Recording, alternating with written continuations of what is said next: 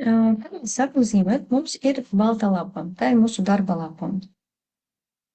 Un mēs varam zīmēt uz viņas, principā tikai, ja ārpusē mēs neko netaisam, bet mēs varam arī pavērot un uztaisīt šo lapu vairākos variantos. Mums ir šeit otrajā stāviņā lejā poga, kuru saucās Artboard. Ja mēs uz viņu noklikšķinam, kā jūs redzēt, mums parādās mūsu esošās lapas nosaukums 01 Artboard 1. Viņa tiek atlasīta, un viņu principā mēs varam mainīt viņas izmēru. Viņas izmēri ir redzami šeit augšā, width un height. X, Y ir šīs lapas novietošanās vieta, atrašanās vieta. Width height ir pikseļos, šī gadījumā pikseļos augstums un platums. Tad, ja mēs zinām, kas mums ir vajadzīgs, piemēram, es vēlos uztaisīt Instagramā postu 1080 uz 1080, tā es arī rakstu, un tad šeit dabūju 1080 uz 1080 pikseliem. Ja mana pele ir uz šīs lapas, es varu viņu pārvietot, un es varu arī nokopēt Artboard. Pieturu Shift, lai ir vienā līnijā, pieturu Alt, lai būtu kopija, laižu vaļā, kur man parādījās tagad kopija no šī Artboardā, un te ir kārtējais numurs 02. Tā es varu kopēt vēl blakus, un varu to darīt vairākas reizes, varu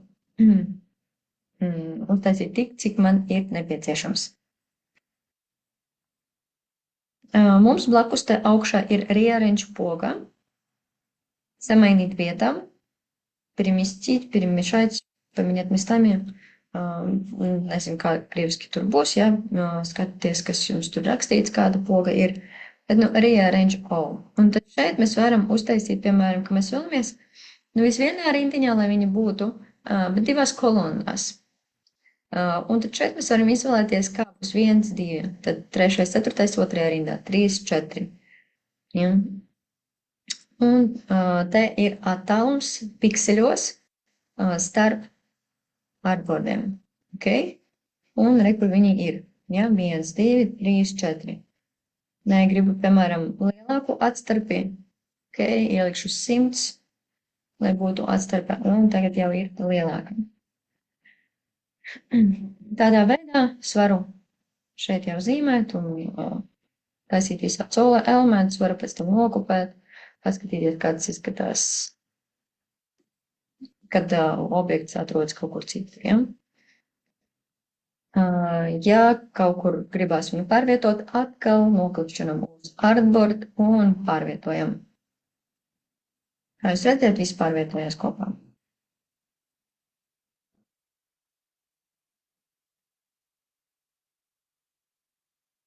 Tiklīdz mēs noklikšķinam Selection Tool, tad uzreiz mēs esam atpakaļ pie atlasīšanas un mēs strādājam kā vienmēr.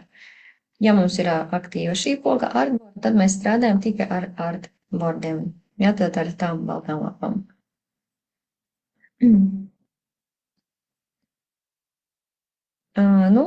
Šādi tas ir, šādi tas strādā. Un tad savukārt eksports par eksportu mēs runāsim mazliet vēlāk.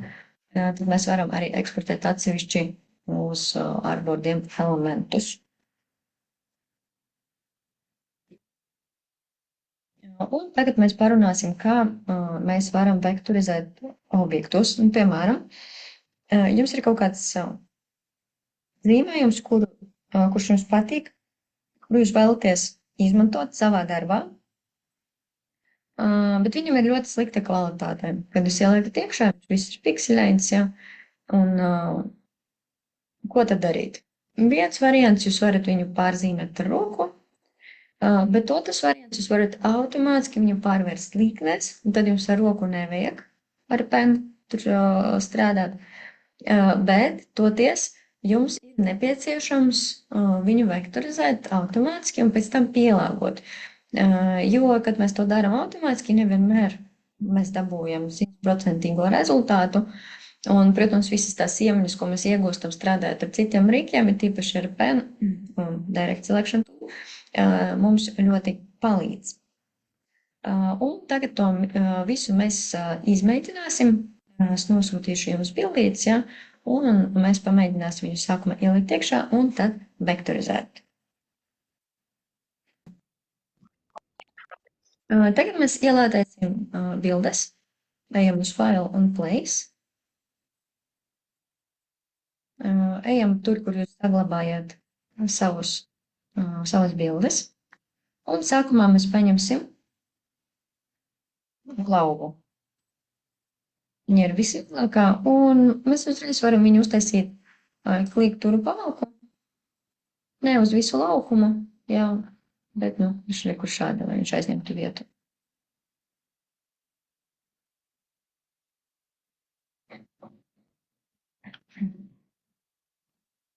Tagad mēs strādāsim ar viņu, tad mēs uz viņu noklikšķinam. Šīs objekts mums atlasās. Un skatāmies augšā, property barā, viņš pamainījies, un tagad mums te ir poga image trace. Tad, kad mēs bildi ielādējam, mums vienmēr, un viņa ir atlasīta, vienmēr šī josla augšējā property barā, viņa mainās. Protams, ir kaut kādas standarta pozīcijas, piemēram, align parādās vienmēr te arī opacity, jā, bet re, kur mums interesē image trace. Tā ir mūsu vektorizēšana. Ir daudz dažādu variantu, un arī atkarība no tā, kāds attēls mums ir paņemts, tad mēs varam izvēlēties attiecīgo stilu. Tagad šeit mums gandrīz nav nekādu krāsu. Mēs varam uztaisīt to black and white logo. Uz viņu noklikšķinam klik. Tā, tagad es atvēršu slāņus. На русском как будет, чтобы его переключать? Сфотографируйте, пожалуйста, тогда я смогу вам сказать точнее, как не выдумывать.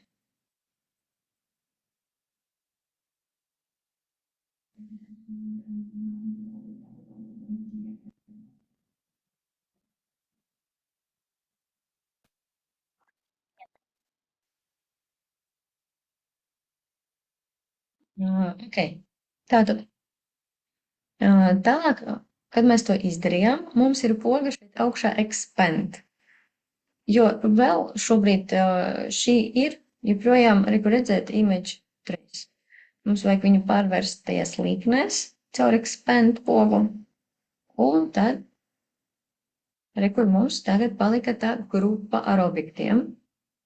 Un, kā jūs redzat, tagad mums ir melnā krāsā mūsu lauva, un rekur mums ir vēl baltā krāsa, kas arī eksportējās, un tas ir fons. Redzat, divi elementi. Un, ja es tagad paņemšu Direct Selection Tool, es varēšu redzēt visus punktus, un, ja es gribēšu, tad es varu kaut kā arī piekuriģēt. Es atgrupēšu, pabīdīšu ārpusē. Jā, re, kur mums ir fons, un re, kur mums ir pats objekts. Protams, tā, ja mēs vēlamies kaut kā, lai viņš izskatītos savādāk, tad mēs to varam izdarīt. Ja mēs mākam.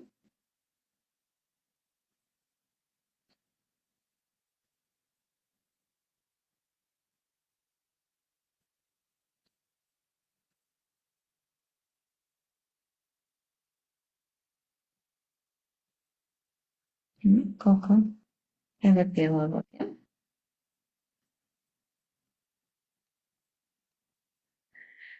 Vienīgais, ja jūs te kaut ko mainat, tad, protams, ja jūs mēģināsiet viņu tagad savilkt kopā, tad kaut kādas vietas var, protams, nesakrist, jo jūs jau viņu pamainījāt, bet šeit jau palika tas, kas ir bijis iepriekš, ja? Šīs ir tas pirmais veids.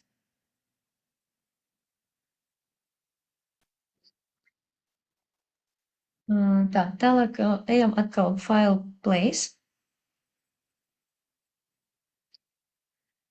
Un paņemsim tagad pelīti. Ieliksim viņu blakus lodziņā. Šeit skatieties, mums ir liekas teksts. Viņu mums nevajag vektorizēt. Ja? Mums vajadzēs tikai palīti. Tāpēc pirms mēs taisām trejas pogu, sākumā mēs viņu apgriezīsim ar crop. Apgriezīsim, ja? Crop.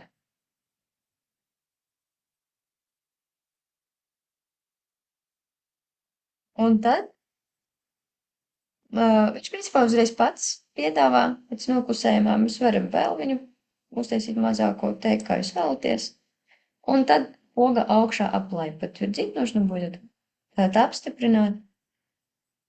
Un re, kur mums būtu pelīte. Kuru mēs ar atkal image trace taisam. Black and white logo. Vektorizācija re, kur notika. Tagad mums ir poga expand obligāti. Tagad varam atgrupēt. Un grupu izklikšķinam laukā. Pa vidam maliņā iekrasojam. Fonam iekrasojam pelītī.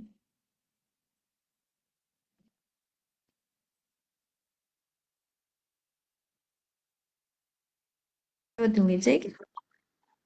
Un tagad, lai to visu nostiprinātu, tad mēs paņemsim un ieliksim iekšā ar putniņiem zīmējumu. Un šeit jums vajadzēs uztaisīt vairākas kopijas.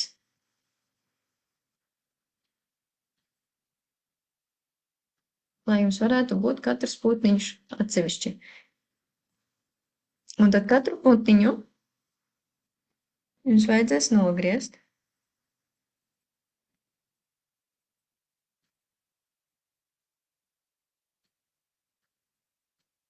Un atsevišķi viņu vajadzēs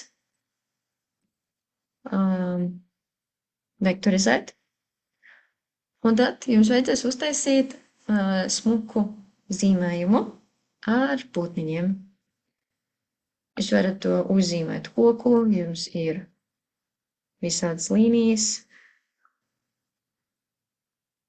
Jūs ziniet, ka jūs varat arī uzlikt kādu profilu virsū, lai būtu vēl smukāk. Jūs varat uzzīmēt kaut kādu ceļu, jūs varat uzzīmēt arī ūdeņtiņu. Jā, tā kā brīvi var izpausties. Un mēs savienojam darbu ar vektorizēšanu un ar radošumu.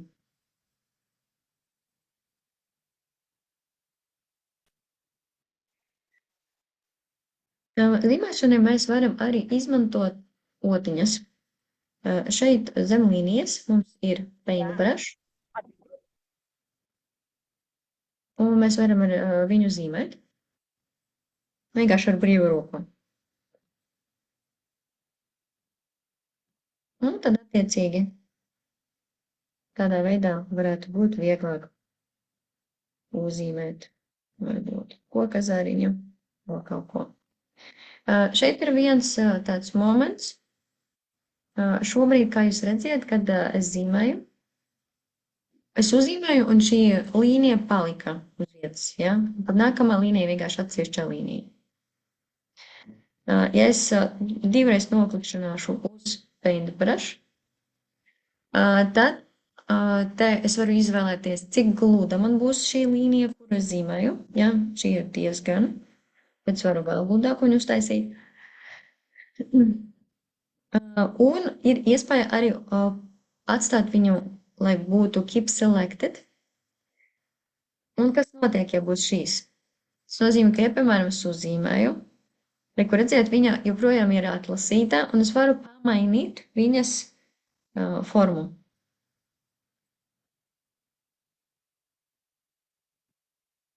Tikai tādēļ, ka viņa ir man joprojām atlasīta. Ja es ņemu nost šo ķeksīti, keep selected, оставить выделенный, да, снимаю. Un tad šeit ir ok.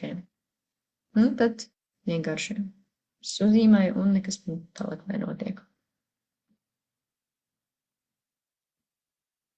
Katru līniju mēs varam arī pārvērst, mēs varam uzlikt viņai otiņu.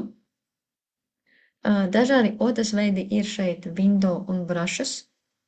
F5. F5 var noklikšķināt.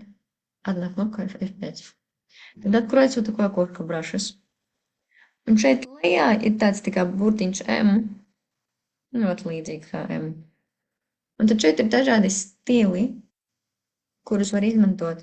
Piemēram, te ir dažādas līnijas, kuras varam pielikt klāt ar mūsu līniju, redziet? Ir citi veidi, ir artistika, piemēram. Ir kaligrafi, ir visādi tur dažādi. Ir borders. Šitos ir labi likt, ja mums ir kaut kāds rāmis. Tā mēs varam viņu uztaisīt. Mēs varam arī palielināt biezumu, tad attiecīgi, vai kur mums ir gatavs uzreiz rāmītis. Tur nevajag pašiem zīmēt.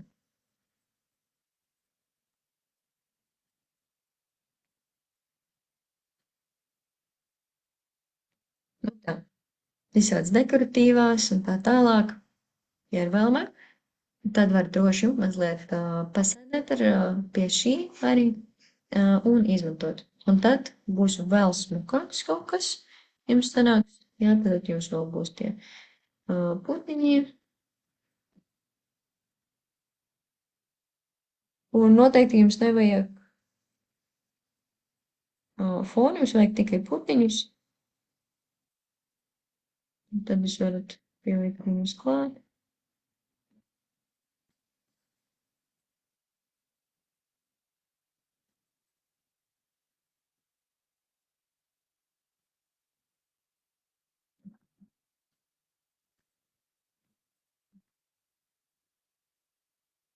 Un tā.